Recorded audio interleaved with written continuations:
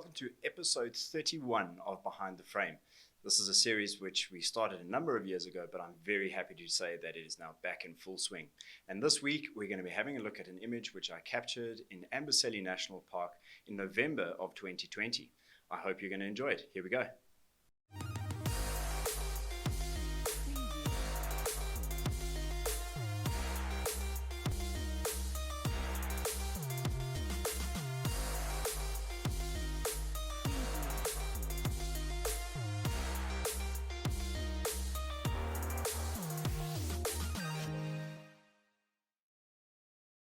So, as I mentioned, I'm very happy to be bringing back the Behind the Frame series. If you weren't familiar with it beforehand, the idea with this is to take sightings from the field, show you some of the behind the scenes footage of what we experienced, have a look at one of the frames that was captured from that moment, pull it apart in terms of exploring the EXIF info, why I shot it the way that I did with the settings that I did in that specific moment, and then also to take the image through a edit in Lightroom.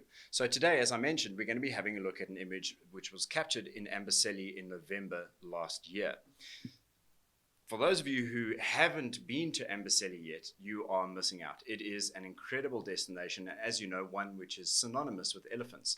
So it should come as no surprise that our very first afternoon in Amboseli last year was spent with a lovely herd of elephants, an incredible light. And I just wanted to share some of the moments from behind the scenes with you here. So we had this herd with their youngsters, always being accompanied by egrets, of course. And we really just parked the vehicle and spent a lot of time with them. The light evolved and changed throughout the afternoon. And we were very fortunate that there were some big clouds rolling. So we were traveling at the end of or beginning of November. It's the start of the rainy season. So not uncommon for rain to be falling around these areas. And as you can see from here, these big dramatic skies all around us.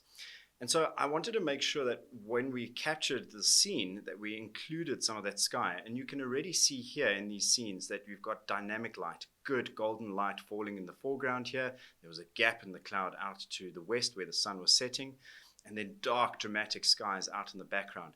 And it evolved, the whole sighting evolved and changed throughout the afternoon. But eventually what we got to was a really great scene where we had good golden light falling in the foreground, dark skies in the background, and then elephants to anchor the frame. And this is one of the things that I love about Amboseli is the pace of the safari is just so different. It's slow. It's almost gently ambling like the elephants themselves. And you're able to spend time in a sighting. And I think we literally spent the entire afternoon with this herd as they went about feeding right next to the vehicle, which was fantastic. So let's have a look at the actual frame that I've chosen for today. And let's dive into some of the EXIF settings and have a look at why I shot it the way that I did. So 1/3200th of a second.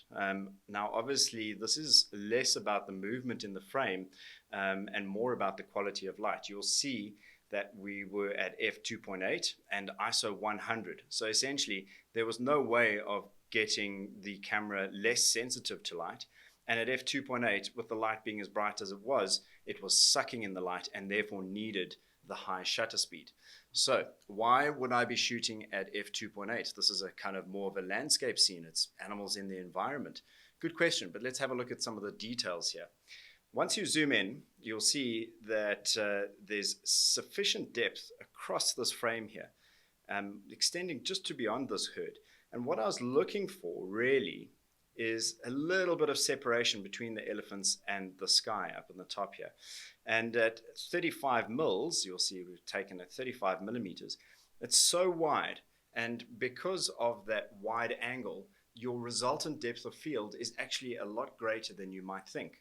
Now, obviously, f2.8 at 400 mils, depending on where your subject is, because remember, the closer the subject, the shallower the depth of field, at 400 mils, you're going to have a fraction of a couple of centimeters, for example. Whereas in this instance, we've got more than a meter, we've got a couple of meters, and it's sufficient. And from a storytelling perspective, it's going to help in terms of drawing the viewer's eye to the elephants and not having clarity throughout the scene. And that was just a kind of artistic interpretation. You could have shot this at f16 and had the clarity running throughout the scene. I preferred to try and give a little bit of separation between the subject and the background. So The big one here is also exposure compensation. So underexposing by 2/3 of a stop. Now, the beautiful thing with Lightroom is that we're able to actually reverse engineer this a little bit. So if we were to take our exposure and lift it to 0.6, you'll see that that's what the camera would have done. Now, it's a minor adjustment, but the reason that I'm doing that is because I wanted to have these dark, dramatic, moody skies.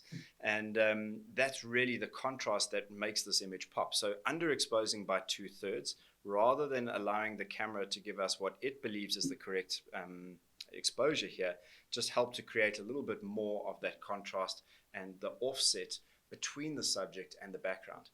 Now, when I share this on Instagram and ask people, which image they would like me to feature in this first episode of Behind the Frame, this one popped up a lot, and it was really because of that dramatic sky. And they said, "How did you get the sky like that?" And hopefully you can see that, this being the raw file, there's very little work that has been done to get that like that. And sometimes Mother Nature does it all for us. You get a break in the light and the cloud on the western side, the light filters through, dark, dramatic, stormy clouds in the background. And Amboseli and the Masai Mara, in fact, most of East Africa are synonymous with this kind of light and this kind of drama, especially at the start of the rainy season. So if you're thinking about traveling and you're worried about going outside of peak season, remember, this is beginning of November, and I tell you what, the skies are something to behold. Right, so let's have a look from an editing perspective. Where do we start? And the first thing for me is the crop. Obviously, you've got the vehicle shadow here. And at 35 mils where we were parked and the elephants approaching, it became quite difficult to manage this distance and the shadow of the vehicle. So I'm going to show you a little trick. And for those of you who know my editing style, you're going to be surprised because Andrew's going to go outside of the box here and he's actually going to use the spot removal tool to remove some of this shadow. But we'll get to that at a later stage. So the first things first is we want to crop, and if I just think about trying to deal with as much of this shadow as a distraction as possible initially without compromising the overall frame, I'm probably going to end up somewhere over here. If I go and remove it all by the crop, you see that the foot is just so close to the frame it doesn't give it balance. So what I'm going to look at doing is leaving this crop somewhere around here, and we will use the spot removal tool to deal with this section of the shadow here. As I mentioned, I am a bit of a purist, so this isn't something that I would normally do, but let's get in there. Now, I can't remember when exactly the update came through, but initially you could only use the spot removal tool in Lightroom to just do little spots.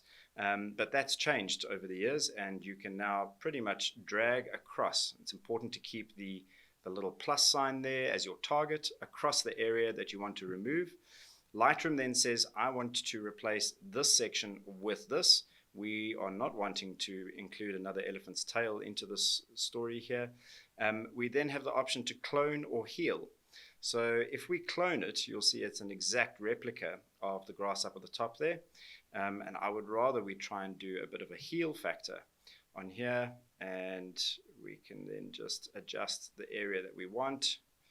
So we are probably looking to do something along these lines just over here, which should deal with the majority of that shadow, and that now looks a lot more natural compared to what we had earlier with that very hard vehicle shadow.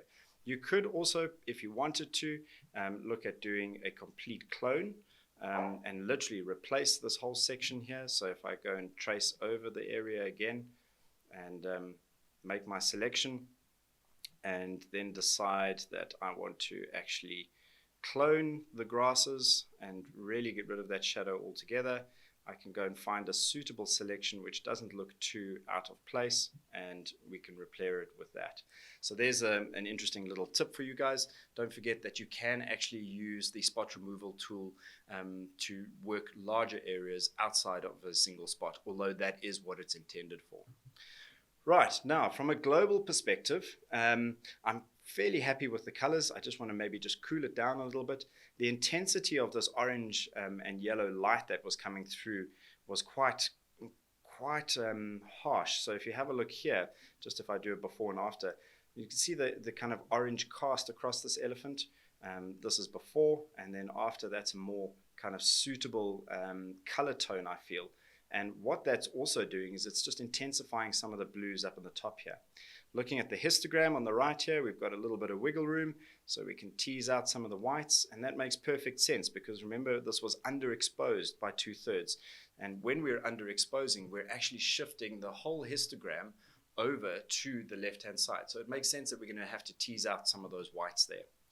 I'm not going to do too much with the blacks, remembering that we're going to come down to add some contrast in the tonal ranges a little later. Clarity, I'm going to throw clarity across the scene.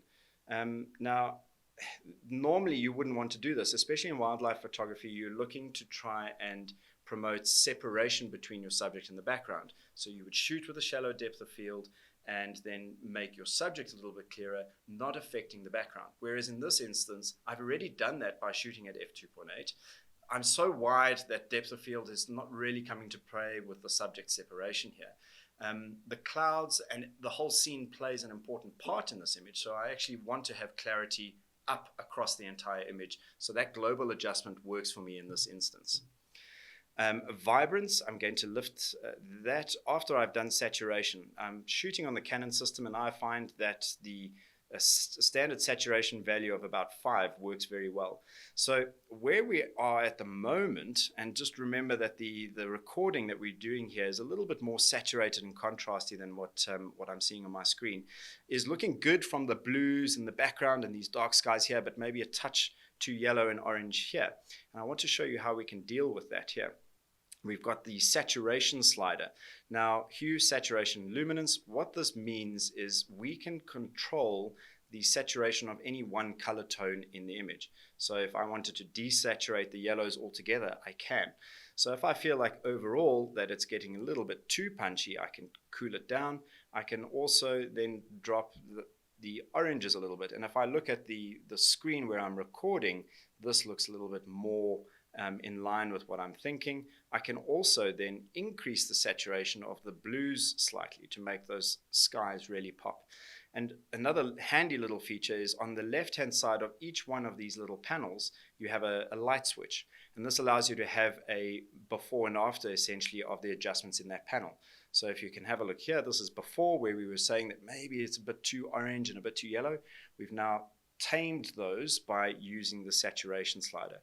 The hue slider could also be quite handy here in terms of taking the yellows and making those yellows just a little bit more orange or a little bit more yellow.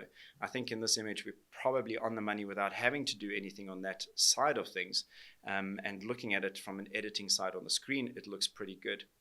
I am going to jump around here now. Let's go into the detail slider, and for those of you who have not yet discovered this detail slider, for sharpening and masking, this is very, very important. If you're not masking here, you'll see that any noise in your image is actually being sharpened. It's being picked up and detected by Lightroom as an edge. And if you're not masking, you're going to be sharpening noise, which is not great. So let's have a look at how that works. So we're going to take the masking slider, hold down the Option or Alt key, and remember that anything that is white here is going to be sharpened. And as we slide out and we progressively mask more and more of the scene, you'll see that we're only left with the hardest and strongest edges in the frame being sharpened. And I'd like to see us kind of settle somewhere around about there on this particular image. I'm then going to come into the tone curve and just add some finishing touches here. Remember, in the basic panel, we have contrast. That slider in the basic panel is a global adjustment. And so what that'll do is it'll take the entire histogram, it'll make the darks darker and the lights lighter and literally stretch it out. What we're doing now is we're going down and almost using a slightly smaller, more accurate tool to look at contrast within a tonal range. So we're taking the lights and we're going to take the brightest lights and make them brighter, and the darkest lights and make them a bit darker. If you feel that your photography, your images are there, but you're missing like that final 10%, have a look at where your adjustments are in the tone curve. And I would like to suggest that perhaps that last little 10%, the polishing of the diamond, lies in your tonal contrast adjustments. So let's have a look at how that works here. We're going to take the lights and we're just slightly going to tease that out. And if you watch the histogram, you'll see that the blues and these kind of brighter tones are slowly being stretched out, but the dark and mid tones are being left alone. So watch that histogram as I tease out some of the lights here and just make it a little bit more contrasty. A minor adjustment. I'm going to drop the darks ever so slightly because we've already got it. If you have a look at the histogram here, we've got some pure black. So a minor adjustment, again, coming to the light switch here, before and after. Can you see how it's such a tiny adjustment that there's actually very little left to do when you kind of have a look at it as a finished product.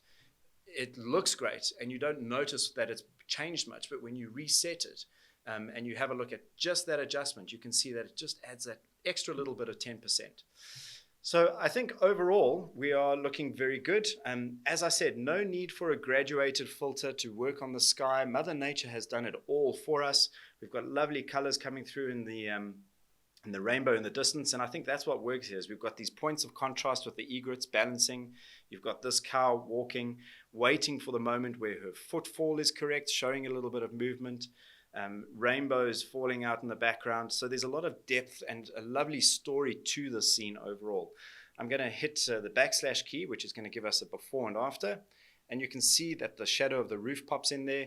It looks a bit more orange than what we've originally got. The sky doesn't pop as much. So if I cycle between these views, that's our before and after. And hopefully what you're getting from this is that there's actually very little that we've done. We haven't taken any one of these sliders and really been very aggressive. It's pretty close to the original image, apart from some fine tuning, some color corrections, and slight adjustments, and then of course the removal of that vehicle shadow in the bottom right-hand side of the image. But overall, minor adjustments which actually make a big difference to the finished image. This is before, and this is after. So if you saw this image at first and thought, wow, Andrew's really going to get stuck in here and show us some editing, I'm sorry that I've disappointed you. And it really has just been some fine tuning. But it's a great example of how important it is to get it right in camera. A couple of things that come to mind with this image in terms of take-home lessons. The first one is getting it right in camera. That's always the goal for me and with guests in the field, is to try and help them to get as close to the finished product as possible. Now, whether that means waiting for a particular moment, waiting for the light to pop, whatever the case may be. And there were times here where the clouds rolled in and the light went completely. And then all of a sudden you don't have the contrast between the elephants and the sky and everything changes. So pointing that out, waiting for the moment where that light pops and we've got the contrast. The second one is that this image was taken on our very first afternoon on drive in Amboseli. And often the case is, well, should I bring this lens? Do I need this? And often the wide angle lens is the one that gets questioned. Should I bring my 1635? The point is, if you got on a plane with all of that kit, why on earth would you leave it at the room? Because had that been the case, these guests wouldn't have been able to capture the scene as beautifully as we did with that wide angle lens. So always take all your kit with you, everything that you have. Don't leave anything behind. Murphy's Law, the one time that you do need it is the time that you would have decided to have left it back at the camp or at the lodge. And I think the third lesson that comes out of this is patience. And we were very fortunate. We had our private vehicle. We were able to sit there, not another vehicle in sight, both because of COVID, but also because this isn't the traditional peak season in Amboseli. But spending time in a sighting, waiting for things to develop, can be very, very rewarding. Resist the urge to rush around and try and cover as much ground as possible. I find that it very seldom pays off to do that. So I hope you guys have enjoyed this first comeback session of Behind the Frame. I think I absolutely love this image. It tells a fantastic story from Amboseli and sums up Amboseli in the November months. And I'm going to be recording and sharing more of these in the coming weeks. So if you have any questions on this or any of the other Behind the Frame episodes, please do get in touch. My email address is andrew@wild-eye.co.za. Alternatively, you can leave a comment on the bottom of the video or on the blog post. And if you would like to arrange some one-on-one tuition with me in the future, you can do that as well. And I'll be sure to include the links. Thanks so much. Hope you guys have enjoyed it, and we'll see you on the next episode of Behind the Frame.